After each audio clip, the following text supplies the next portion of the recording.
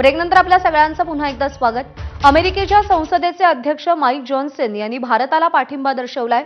दहशतवादाविरोधात लढा देण्याचा भारताला पूर्ण अधिकार आहे आणि भारताला अमेरिकेकडून सर्वतोपरी मदत करण्याचं आश्वासन माईक जॉन्सन यांनी दिलेलं आहे। India is a very important partner to us in so many ways.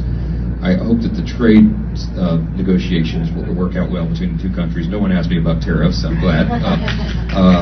Yes, but a critically important relationship for us, and such a large population and such an important country. And India has to stand against terrorism there as well. We'll do everything we can in the U.S. to support those efforts, and I think that's all part of this relationship as it develops.